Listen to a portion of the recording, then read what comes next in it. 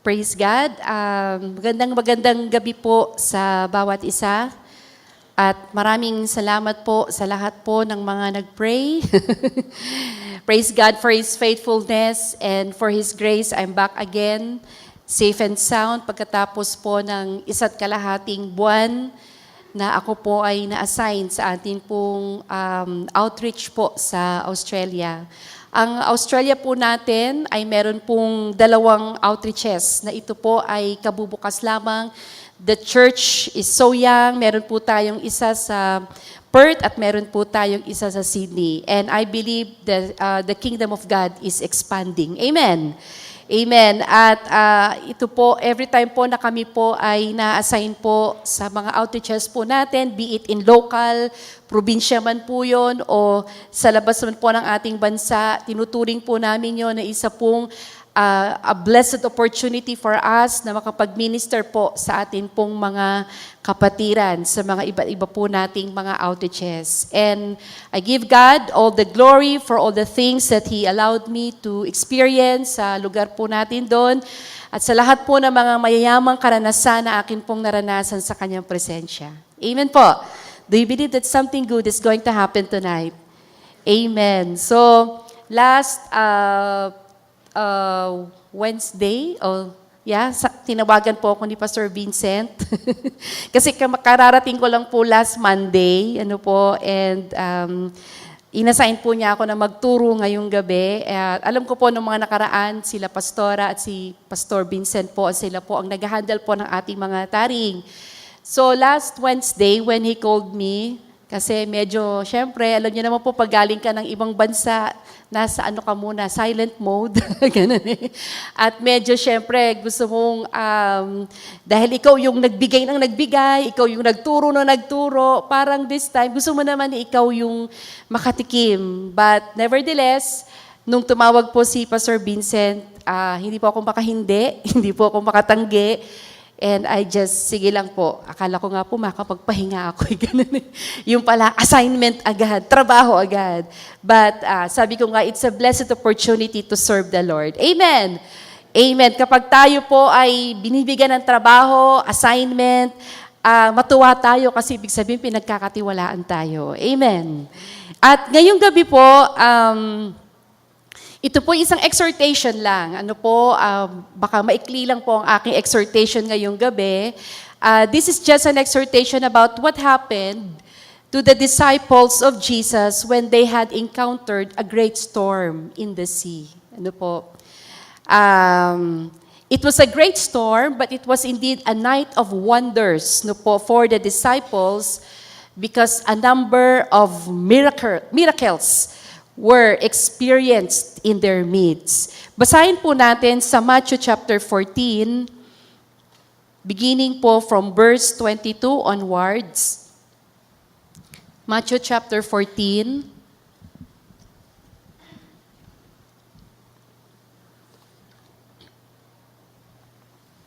Ayan po, Matthew 14 verse 22. Sabi dyan, Jesus walks on the water. Sino po nakakaalam na po ng passage na to? We are all familiar dito po sa mga passage na to. Amen. Immediately, Jesus made the disciples get into the boat and go on ahead of Him to the other side while He dismissed the crowd. After He had dismissed them, He went up on a mountainside by Himself to pray. When evening came, He was there alone, but the boat was already a considerable distance from land, buffeted by the waves because the wind was against it. Verse 25, during the 4th watch of the night, Jesus went out to them, walking on the lake. When the disciples saw Him walking on the lake, they were terrified. "It's a ghost," they said, and cried out in fear. But Jesus immediately said to them, "Take courage, it is I, don't be afraid." "Lord, if it's you," Peter replied, "tell me to come to you on the water." "Come," he said. Then Peter got down out of the boat, walked on the water, and came toward Jesus. Verse 30, but when he saw the wind, he was afraid and beginning to sink, cried out, "Lord, save me." Immediately, Jesus reached out his hand and caught him. "You of little faith," he said, "why did you doubt?" And when they climbed into the boat, the wind died down. Then those who were in the boat worshiped him, saying, "Truly, you are the Son of God." Ang Diyos na po, ang patuloy po na magpala po ng kanyang salita. The disciples experienced a great storm, no po, in the midst of the sea. Pero sabi ko nga, it was a night of wonders for the disciples dahil marami po silang mga miracle ang na-witness at that very time. Sabi doon, nakita po nila na si Jesus, he walked on the water, di po ba? And then nakita nila, Peter walked on the water. Nakita rin po nila, na-witness nila that Jesus stilled the storm, the waves, the wind, at huminto po yung tawag doon yung strong storm po na yon. And sabi doon yung pang-apat, the boat arrived on the shore, no po, kasi nasa kalagitnaan na po sila ng dagat. It was 3 or 3.5 miles away from the shore, no po. Pero instantly po, nung sumakay na si Jesus, kung babasahin niyo po yung John chapter 6 verse 21, parallel verse po ito, sabi doon, when Jesus entered in the boat, instantly, nakarating na sila doon sa shore. No po? Yun yung apat po na miracle na kanila pong na-witness at that time. And reading the preceding verses, sabi doon, Jesus had just performed a miracle. Ano pong miracle yon? Sunod-sunod na mga miracle, ano po? But this time, yung mga kaka-fresh pa lang na miracle, Jesus fed the more than 5,000 people with just 5 loaves of bread and 2 fish. No po? And the disciples, they had seen the wonders of the miracle of multiplication. But this time, nasa ano sila kumbaga nasa hype pa sila. Kumbaga parang the people were so amazed by the miracles that they had just witnessed. And same with the disciples. Pero ngayon, sasabak sila sa bagyo. They were spiritually high, no po, but this time, sasabak sila sa bagyo na hindi nila alam bakit, no po. It was certainly, but amidst the great storm, it was certainly a night of wonders for the 12. Meron po ba sa ating kalagitnaan ang meron pong bagyo na pinagdadaanan ngayon? Meron po ba? Amen. Di po ba? Iba't ibang klaseng bagyo ang nararanasan po natin sa atin pong buhay. And we believe God will not allow an adversity to happen in our lives without His purpose. Everything that happens in our lives is with a purpose. Naniniwala po ba kayo doon? Hindi po hayaan ng Panginoon na makaranas po tayo ng pagsubok, anumang bagyo sa ating buhay. Hindi para parusahan po tayo, hindi po para pahirapan tayo, but everything that happens in our lives, be it good or bad, ay may purpose po ang ating Panginoon. Amen. In verse 22, balikan po natin. Immediately, Jesus made the disciples get into the boat and go on ahead of him to the other side while he dismissed the crowd. Bakit po kaya minadali ng Panginoon? Why did He compel His disciples to leave? Bakit ba nagmamadali siya na, sige, alis na tayo dito. Sakay na kayo agad sa boat. May story behind that. After the miracle of multiplication, after Jesus fed the 5,000, ito po mga crowd na nakawitness po ng miracle na to, they were so amazed. They were so astonished. Wow, ang galing naman ng taong ito, napakain niya more than 5,000 people. Sa kakarampot na pagkain, nag-multiply. So these people were so amazed. Kaya itong mga taong to, because of their amazement, because they were so astonished, gusto nila ngayong gawing hari si Jesus. These people became so fanatical, na talagang gawin na natin siyang hari kasi grabe yung ginawa niya. And the crowd was getting restless and the people wanted to make Jesus as their king. So what's wrong with that, Alam niyo po sa ating Panginoon, He knew that His 12 disciples, hindi pa po handa sa ganito pong klaseng testing, ano po. Because ang idea po nila dun sa kingship o yung kingdom na sinasabi ng mga tao is still a worldly kingdom or a temporary kingdom. But this was not God's plan. Hindi po ito yung kingdom na sinasabi ng Panginoon. At maaring iniiwas po ng Panginoon ng kanyang mga disipulo, kaya minamadali niya na sumakay na kayo dun sa boat.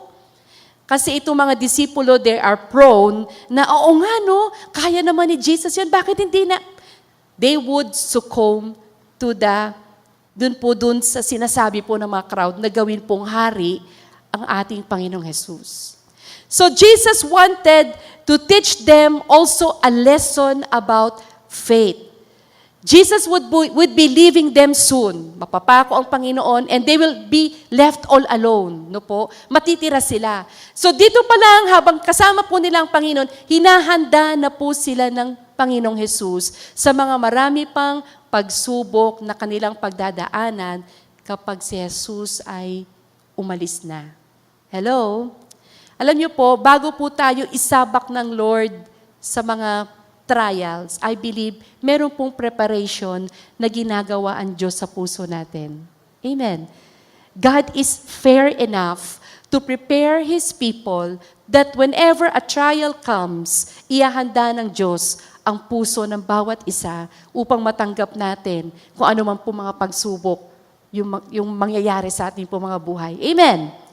Amen. Are you still there? So sabi dito, He was teaching them a lesson about faith. So naniniwala po ako sa ating pong buhay, yung klase ng pananampalataya na meron tayo, hindi pa yan enough. While we are still here on earth, meron po tinatawag na from glory to glory faith, na kung saan God is in the business of stirring up our faith and increasing our faith from glory to glory.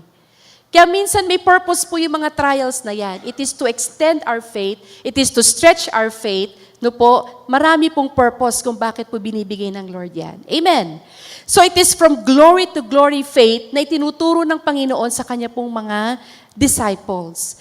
This time, alam ba ng Diyos, alam ba ni Jesus na meron pong malakas na bagyong darating? Amen. Did Jesus know that a storm was coming? Kasi siya yung nagsabi, sakay kayo sa boat, no po? Pero doon sa kalagitnaan ng kanilang paglalayag, no po, nakaranas sila ng matinding bagyo. Kung alam po ni Jesus yon, no po, why did He deliberately send His disciples into this danger? Ano ba si Jesus, tawag doon, sadista? No? Alam na nga ni Jesus na makakaranas ng bagyo yung mga disciples niya, bakit pa niya dadalhin doon? Hello, are you still there? Minsan ba iniisip natin ang Lord, ano ba naman to? Parang pinapahirapan mo ba kami? May purpose po ang Panginoon. Sabi doon, why did He deliberately send His disciples into danger? Oo nga po, danger po talaga yung kanilang susuungin. But Jesus is rescuing them from a greater danger. What is that greater danger na maaring kaharapin ng kanyang mga disipulo? The danger of being, sabi doon, swept along by this fanatical crowd. Dahil ito po mga naka-witness po nung miracle ng multiplication, they became so fanatical to the point that they wanted Jesus to become their king. So itong mga disciples, alam po ng Panginoon na hindi pa sila ganong kalakas na tanggihan yon, kasi hindi naman yun ang plano ng Diyos. It is not an earthly kingdom. It is not a temporary kingdom. No po? So may danger po na pag hindi tinanggal ni Jesus, yung mga disipulo niya doon sa mga crowd na yon, maaring mahawa ang mga disipulo niya sa mga crowd na yon. Are you still there? Jesus knew that if they stayed in the crowd, the disciples would certainly have fallen away with the plans of the crowd to make Jesus as their king.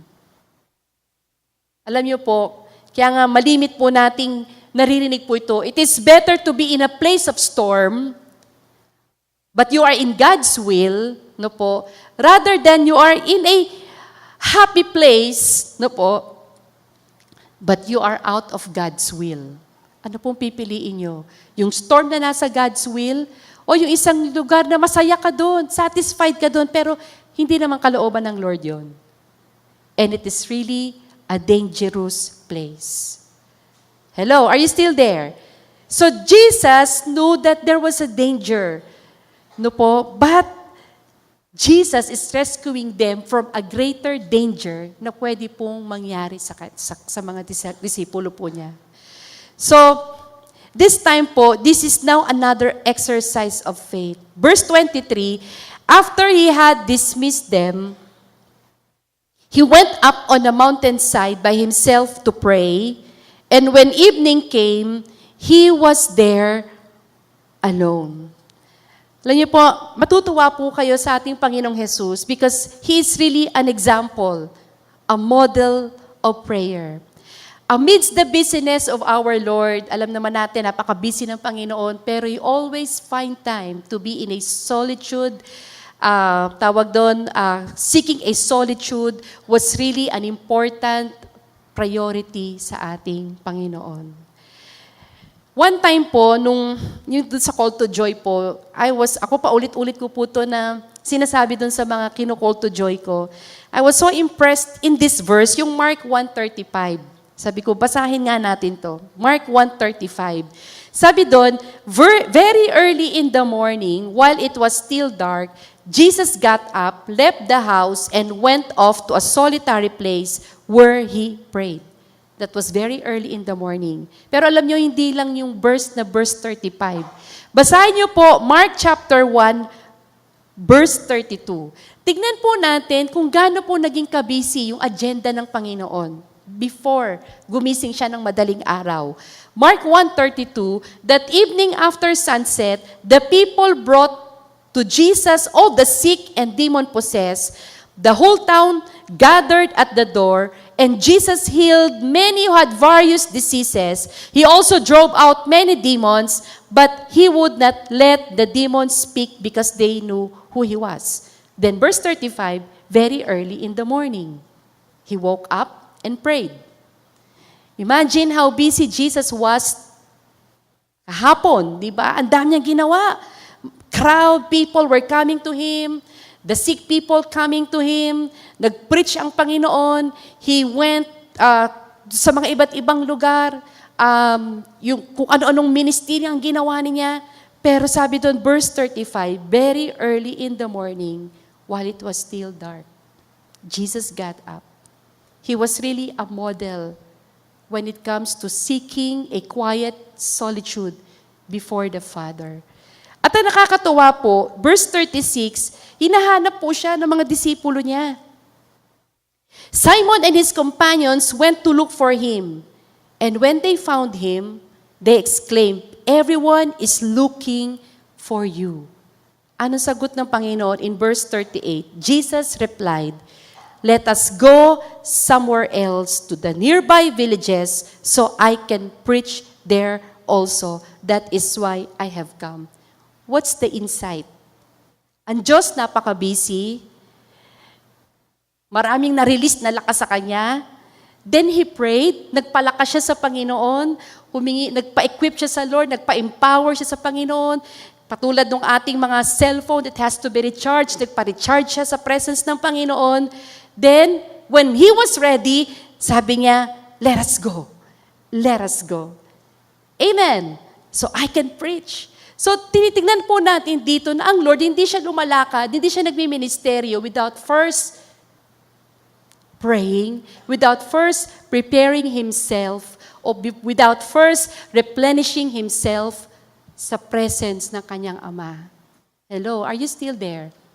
This is a very good insight. Alam niyo po, tuwang-tuwa po ako dito nung nagko-call to joy ako, sabi ko, wow, ang ganda naman ng insight na to na busy ang Lord, pero maagang nagising. And then pagka-pray niya, sige na naman, go na naman.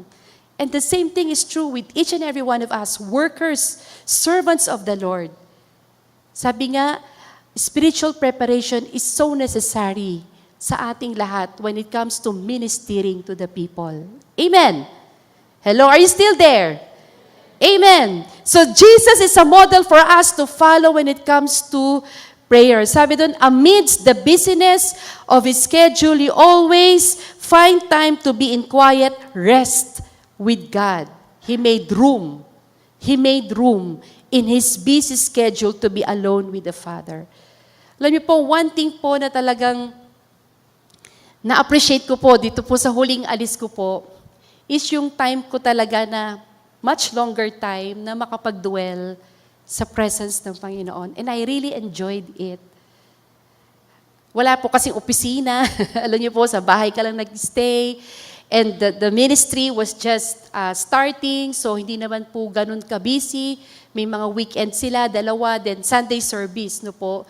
So I really have time talaga na sabi ko, Lord, ito po yung hinahanap ko. Ito po yung gustong-gusto ko.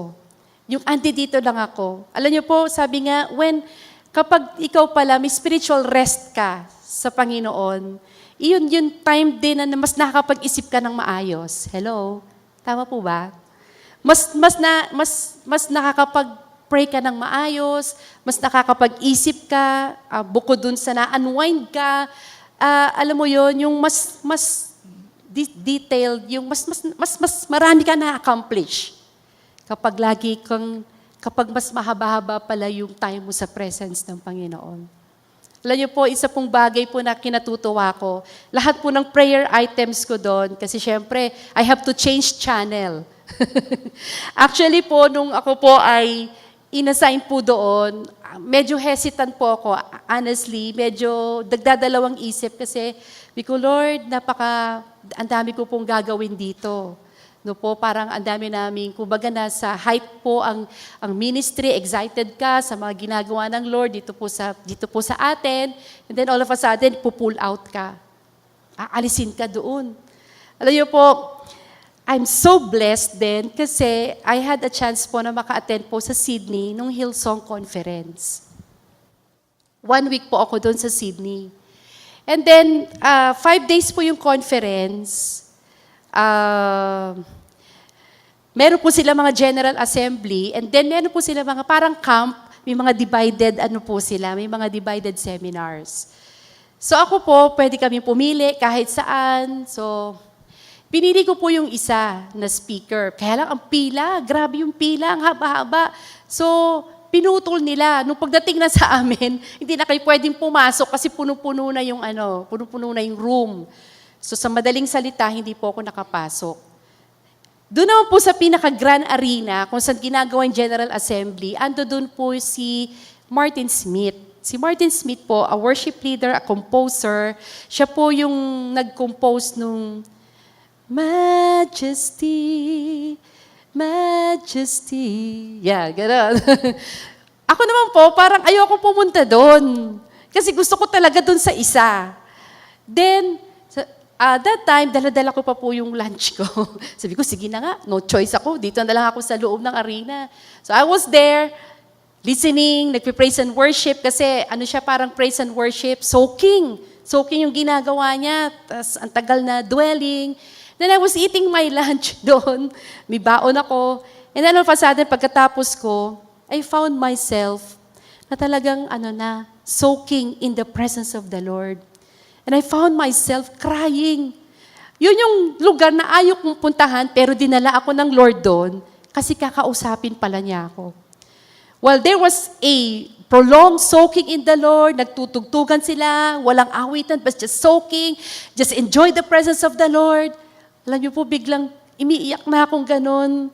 Tapos ang Lord nagsalita bigla. Sabi niya, alam mo anak, bakit kita dinala rito? Sabi niya ganun, gusto kitang pagpahingahin. The voice was so clear. Umiiyak ako, Lord, ang mahal naman ng pahinga ko, Australia.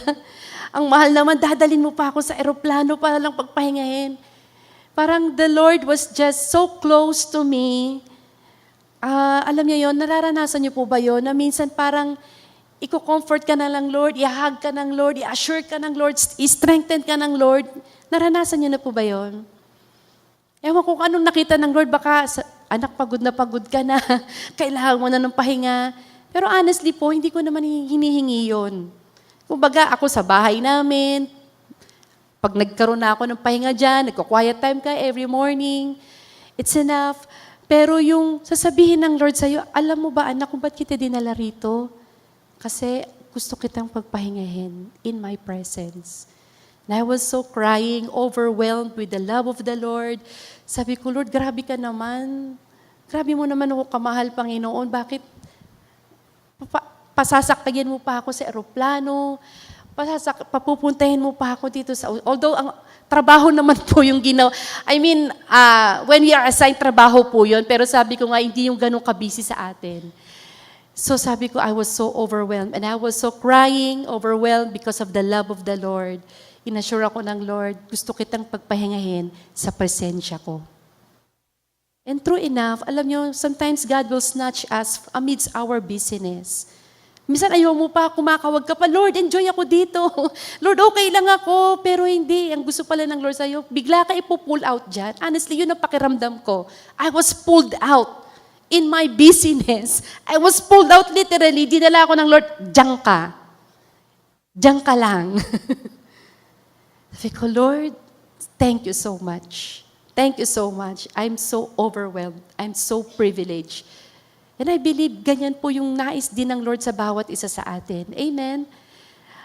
Meron pong mga plano ang Lord na minsan di mo naman inisip, pero gagawin ng Lord sa iyo yun because gusto iparanas ng Lord sa iyo gaano ka importante sa buhay sa Panginoon. Amen? Kung gaano ka importante ang buhay mo sa Kanya. Amen? Mahal na mahal po tayo ng Panginoon. Amen. Amen. Palakpakan po natin ang Panginoon. Hallelujah.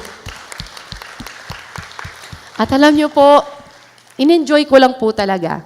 Sabi nga po nila, Pastora, pasensya na kayo, hindi namin kayo ganong napapasyal. Sabi ko, okay lang. Huwag niyo akong intindihin. Sabi ko, okay lang ako kasi lagi ako nakakulong sa bahay. Kasi mga working po yung mga kapatiran natin doon. Siyempre, I won't expect naman din po na every now and then, di naman pasyal lang pinunta mo doon. Pero in their hearts, somehow gusto nila yung pastor, maipasyal, ano po. Pero sabi ko, okay lang. No worries. Huwag kayong mag-alala. Nag-e-enjoy ako. Meron pong isa nagsabi, Pastora, hindi ka pa napapasyal? Sabi ko, hindi pa. Pasyal ka namin sa ganyan-ganyan. Sa Kings Park. So, okay lang. Sunday naman, after the service, so okay lang. Pero yung, sabi ko, I'm enjoying. Huwag kayong mag-alala.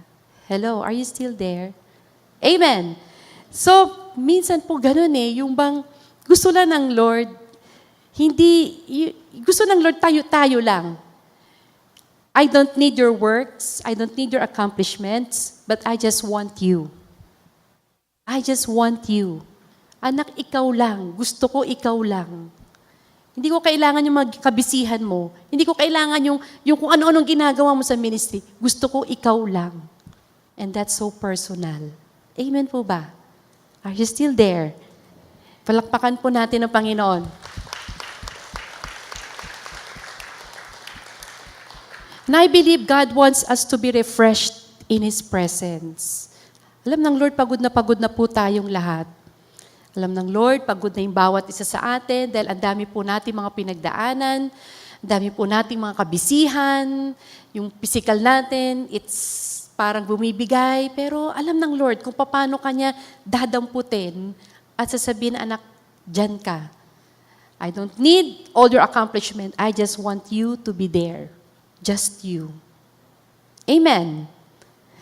And in verse 24, balik po tayo doon. Verse 24, but the boat was already a considerable distance from land, buffeted by the waves because the wind was against it. Alam niyo po, grabe po talaga yung naranasan nila. They were in the Sea of Galilee. Ang description po ng Sea of Galilee, it was 650 feet below sea level, 150 feet deep, and it is surrounded by hills. Nandoon sila sa Sea of Galilee. And these physical features make it subject to sudden windstorms that would cause extremely high waves. And sometimes, no warnings. So, minsan may mga bagyo, bigla na lang darating, walang warning yon, and steering the water into a 20 feet high na mga violent waves. Sino ba naman di matatakot noon? 20 feet high, na ganun kalalaki yung mga alon na sasalubong sa'yo. And these disciples, they were caught without a warning. Walang warning, no po? Hindi ba sila experience sa dagat? Sure, experience po sila kasi karamihan sa kanila mga fishermen. They were experienced, but this time it was so fierce. The storm was so fierce. The storm was so great, no po? And they panic. Panic sila, todong panic po sila. Natatakot sila dahil grabe yung mga wave, mamamatay sila. And verse 25, during the fourth watch of the night, it was 3 a.m. Fourth watch is 3 a.m. Jesus went out to them walking on the lake. When the disciples saw him walking on the lake, anong una nilang napansin? They were terrified. Sabi nila, it's a ghost. They said and cried out in fear. Grabe, no? Violent wave, tapos makakita pa sila ng multo. Sino ba naman di matatakot nun? Hello? Are you still there? Kayo po, nasa madilim kayong dagat. Ang lakas-lakas ng wave, tapos makita pa kayo ng anino naglalakad sa dagat. Baka tumalon kayo sa tubig. Ano? Hello? And this time, Jesus had seen their struggles. Jesus saw them, they were struggling, they were helpless, Pero this time, Jesus came to the rescue. Jesus came to rescue them just at the right time.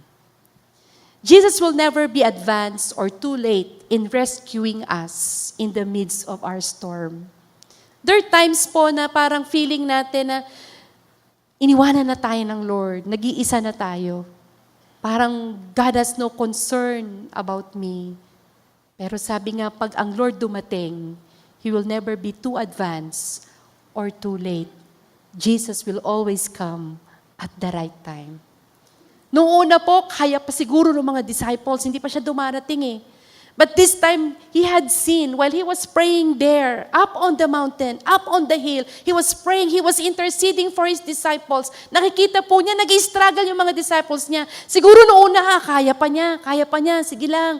Nagtitiwala pa siya sa sarili niya, sige lang. But this time, nakita niya, nagkukumahog na yung mga disipulo niya. Halos wala nang magawa. They were so helpless. They felt so harassed, no po. And this time, dumating ang Panginoon just at the right time. Minsan po ba nararanasan natin yun sa buhay natin? Na just at the right time, dumating yung provision. Kailangan na kailangan mo, tapos bigla na lang may dumating. Naranasan niyo po ba yun? Di po, hello, are you still there? Masyado tayong serious, hello. Yung bang minsan, yung parang akala mo wala na, tapos biglang may kakatok. Naalala ko po noon, nakwento ko na ata to, nung ako po ay nag-mission po sa Nueva Vizcaya, when I was still an intern, papasimula pa lang po. Short of budget na po ako noon. Tapos, wala nang malutong tanghalian. No po? And then suddenly, may kumatok dun sa pastoral house. Pastora, binuksan ko po. May dalang 3 itlog. Pastora, bigay po sa inyo ni tita. Biruin nyo yun. Bigla ako nagkaulam. Hello, are you still there? Amen. Yung kala mo wala na, pero biglang may darating na provision ng Panginoon. Di ba naranasan natin yan?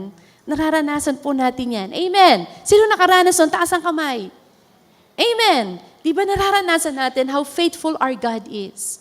Alala ko po nung ang bunso kong anak, he was hospitalized dahil nga 7 months kailangan na ako isisaryan. He has to stay at the hospital for 2 months kasi 7 months pa lang siya noon, premature. Kailangan mag-grow pa siya, 2 months. Saka kukuha ng pambayad ng pang-araw-araw, nasa ICU siya, neonatal, ICU, nasa intensive care unit siya. Nag-i-increase yung aming bill. No po, sa kami kukuha. But alam niyo po, Jesus will always come to the rescue. Ang Lord hindi kanya iiwanan sa ere. And true enough, God has been our faithful provider. Malaki po yung amount sa hospital kasi imagine niyo po 2 months po siyang nasa ICU, yung aking bunso. And then, praise the Lord, nabayaran namin yung aming pagkakautang doon because God has been our provider. Amen. Amen. And what God did to us, God will also do it to you. Amen. Talagang hindi pababayaan ng Lord ang kanyang mga anak. Lalong-lalo na po, yung mga matatapat pong naglilingkod sa Kanya. Mahal na mahal ng Diyos, yung mga taong naglilingkod sa Kanya. Hindi pababayaan ng Panginoon. Amen. God is faithful. God will always come at the right time. When you pass through the waters, I will be with you. God will always be with us. Ano man po yung nararanasan natin ngayon. He may not come at the time we think He should come because He knows when we need Him the most. He waited until the ship was as far from the land as possible, 3 or 3.5 miles away from the shore. Because, sabi doon, so that all human hope was gone. Nagkukumahog yung mga disipulo kasi ang layo-layo nila sa shore. Paano sila babalik? Grabe yung napaka-violent ng mga waves. So, imagine nyo, ganun kalayo. And Jesus came at the right time. Why did Jesus walk on the water? Bakit siya lumakad pa sa tubig? Ba't di na lang siya biglang, hoops, andun na siya sa loob ng bangka? Hello? Pwede naman yun, di ba? Pwede mag-miracle ang Lord na, sige, i-rescue ko na yung mga disipulo ko, o patigilin na lang niya bigla yung bagyo. Pero bakit kailangan dumaan pa siya sa tubig? Naisip niyo po ba yon? Why did Jesus has to walk on the water? Bakit po? To show His disciples that the very thing they feared was only a staircase for Him to come to them. Hello? Yung kinatatakutan nilang tubig, footstool lang ng Lord yan. Yung kinatatakutan nating tubig, dadaanan lang, hagdan lang ng Lord yan. Tatapakan lang niya yan para i-rescue niya tayo. Amen. That's how Jesus loves us. Amen. The very thing that these disciples feared, the water, the violent waves, was only a staircase for Him to come to them. Minsan po marami po tayong mga takot. Often we fear the difficult experiences of life. No po? Minsan yung surgery, illness, minsan bereavement. Pag tinasabing bereavement, parang yan ang ayaw-ayaw mong isipin dahil gusto mo yung mga kumpleto yung pamilya mo. Often we fear, no po, itong mga difficult experiences na to sa buhay natin, only to discover that these experiences bring Jesus Christ closer to us. Mas lumalapit, mas napapalapit ang Lord sa atin kahit po sa gitna ng bagyo. Amen. Ngayon po, why did they not recognize Jesus? Bakit hindi nila na-recognize ang Panginoon? Ba't multo ang sabi? Why did they say, it's a ghost? No po? Sobrang takot po kasi nila. No po? Sobrang takot. No po? Natatandaan ko po, resurrection, di ba? Nawawala ang Panginoon dun sa tomb niya. Tapos nagpapakita ang Lord sa kanila. Hindi nila ma-recognize ang Lord. Bakit? When these 2 disciples were walking along the road to Emmaus, they were talking with each other, then suddenly a man came and it was Jesus. Pero hindi nila na-recognize ang Panginoon. Why? Sometimes, kaya hindi natin minsan na-recognize yung kamay ng Lord na kumikilos na pala sa buhay natin because we are so hooked sa ating mga sarili-sariling mga worries, sa mga sarili-sarili nating mga problema. Kumikilos na pala ang Lord sa buhay natin, pero dahil masyado kang focus dun sa problema mo, hindi mo na-recognize na kumikilos na pala ang Lord. Are you still there? Amen. Fear always blinds the eyes to the presence of the Lord. Sobrang takot, sobrang worry, sobrang doubt, sobrang anxiety, it blinds us to the very moving of the Lord in our lives. Kaya minsan din natin maramdaman na kumikilos ang Lord. Ito pong mga disipulo, they were so earnestly praying, the church was so earnestly praying that Peter na nasa loob ng bilangguan, mapalaya siya. And then the angel of the Lord freed Peter. Then suddenly, biglang bumukas yung prison cell. Nakalaya si Pedro. Itong mga disipulo, andun sila sa isang bahay na nanalangin. Kumakatok si Pedro. And then, nakita nila si Pedro, sinarado ulit. Kasi hindi sila makapaniwala, yung pinapanalangin nilang Pedro, kaharap na nila. Are you still there? Sometimes we cannot recognize the hand of the Lord is already moving sa buhay natin because we are so hooked dun sa ating mga pinagdadaanan. Tumingala tayo sa taas. Huwag laging nakayuko. Tumingala tayo sa Panginoon. Lord, have your way, have your way, have your way.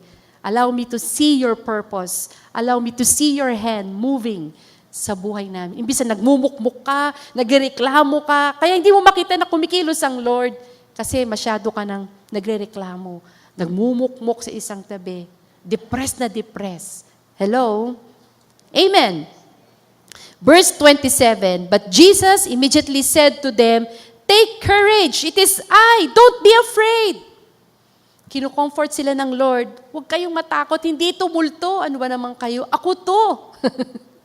And Jesus was there, assuring them, ako to, I will never leave you, I will never forsake you. In this world, you will have many tribulations, but be of good cheer because I have already overcome the world. Amen! Amen. Jesus came at the right time. Ako to. Sabi po ni Pedro, verse 28, Lord, if it's you, Peter replied, tell me to come to you on the water. Dahil itong si Pedro, alam naman po natin, masyadong impulsive. Lord, kung ikaw talaga yan, allow me to come to you. And Jesus said, come. Come. Jesus is always extending His invitation to us to come in His presence. Minsan ba napapagod na po tayo? Jesus is inviting us, come, my child, experience my rest. Minsan trabaho tayo ng trabaho parang on our own, sige. Pero sinasabi ng Lord, come. And the enemy would sometimes withhold us from coming to the presence of the Lord. Minsan magpapadala yan ng depression, but the Lord will say to us, come and experience my joy. Enemy will say to us, hanggang diyan ka na lang. But Jesus will say to us, come. Come, my child. Experience new things in me. The enemy will try to say, hindi mo kaya yan. Hanggang diyan ka na lang. But sinasabi po ng Panginoon, come, my child. Be not afraid to launch out into the deep. Kaya mo yan, anak. Kaya mo yan. Amen. And the enemy would sometimes condemn us. Pero sinasabi ng Lord sa atin, anak, just come to me. And in my presence, you will not suffer shame. You will not suffer disgrace. Amen po ba? Kaya minsan po may mga times na maraming bulong ang kaaway sa atin, i-depress ka niya, i-down ka niya. Pero sinasabi ng Lord, anak, huwag ka maniwala dyan. Just come to me. Just come to my word. Just trust in me. Come. Chapter 11, verses 28 to 29, come unto me, all you who labor and are heavily laden, and I will give you what? Rest. Yun naman ang gusto ng Lord, makarest tayo. Kasi alam ng Lord, pagod na tayo. Amen po ba? Hello? Are you learning something? Then sabi doon, then Peter got down out of the boat, walked on the water, and came toward Jesus. Dahil inimbitahan siya ng Lord. Sige, halika, come. Come, patutunahin ko sa iyo, kaya mo yan. Come. Minsan sabihin ng Lord sa atin, anak, kaya mo yan, lumakad ka. Huwag kang mawala ng pag-asa, kaya mo yan. Come, come, come. Amen. And before we criticize Peter for sinking, let's honor him for that magnificent faith that Peter had at that time. Talagang bumaba siya sa boat. Talagang bumaba. It was really a magnificent demonstration of faith. He dared to be different. Grabe yung tinake niyang risk. Pwede naman na anybody can just sit there and watch anong gagawin ng Lord, pero itong si Pedro at that time, sabi doon, it takes a person of faith to leave the boat and walk on the water. Alam po ni Pedro, it is something supernatural. Hindi to common na maglalakad ka sa tubig. Diba? It's unusual. But Peter took the risk to experience something that is supernatural. Hello, are you still there? Peter took the risk to experience breakthrough. Naka-breakthrough ba si Peter? Naka-breakthrough po ba siya? Yes. Kasi talaga naman nakalakad siya eh. Na-experience niya yung breakthrough walking on the water. Di po ba? He experienced breakthrough when he was able to overcome his fear. Alam niyo po, a fearful person, sabi doon, will not step out of his comfort zone to do anything. A fearful person won't step out to do anything new or different. But Peter experienced something new when he stepped out. May sinasabi po si Pastor Vincent, I don't know if I can quote it, you cannot experience, make sure when you don't, yung pag hindi ka aalis sa shore, hindi mo makikita kung gaano kaganda yung doon, sa gitna ng karagatan. No po, hindi ko ma-memorize yung no po. Pero dito, Peter experienced that breakthrough when he stepped out of his comfort zone. Pero sabi doon, verse 30, but when he saw the wind, he was afraid and beginning to sink, cried out, sabi niya, Lord, save me. Kailan po siya nagsimulang lumubog? When he took off his eyes to Jesus and began to look at the circumstances around him. Lumubog po siya kasi bigla siyang napa-side view, nakita po niya napakalaking alon ang sasalpok sa kanya and he began to be afraid again. Amen. And immediately, sabi doon, verse 31, Jesus reached out his hand and caught him. You of little faith, he said, why did you doubt? Kaya mo naman yun eh. Magagawa mo naman yun eh. Bakit bigla ka nag-alinlangan? Kasi po, sabi ni ganito, hindi ko kaya. Kasi po, grabe na po yung nararamdaman ko. Kasi grabe po yung mga pinagdadaanan ko.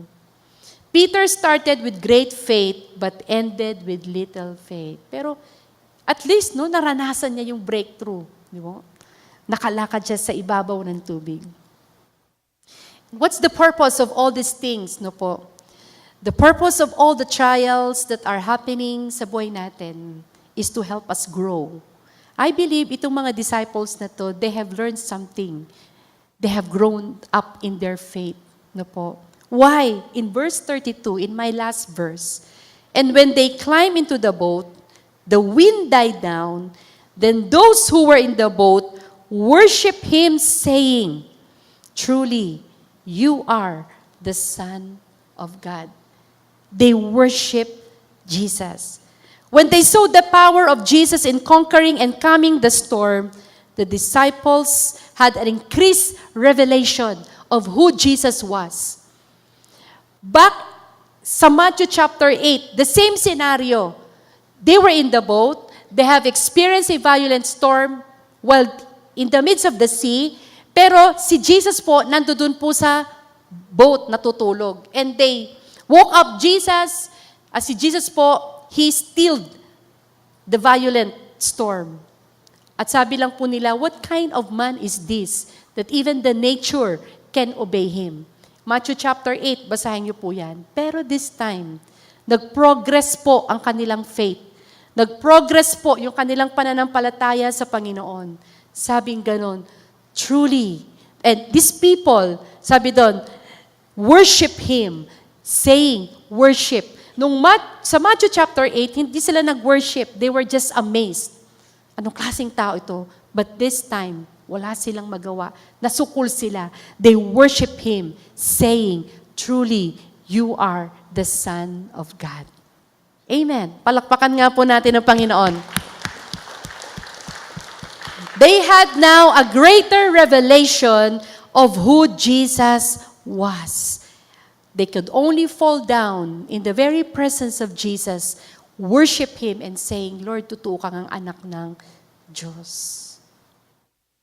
And in my conclusion, the disciples, had helped to feed the 5,000 people, and then God permitted them to go through the storm. In the book of Acts, the same thing happened. They won 5,000 people for Jesus. Acts, alala nyo, nag-preach po si Pedro, di ba? 5,000, Acts chapter 4, verse 4. 5,000 people were won for Jesus. And then, sabi doon, the storm of great persecution began in the church. And when that happened, no po, handang-handa na po itong mga disipulo. Di ba? In Acts, kung babasahin niyo po, they could just reminisce those times that when they had encountered that great storm in the sea, pinalakas sila ng presensya ng Panginoon. And now, this time in Acts, marami po silang persecution na naranasan, but this time, they took courage. Why? Sapagkat alam nila, ang Diyos ay lagi nilang kasama. Amen po.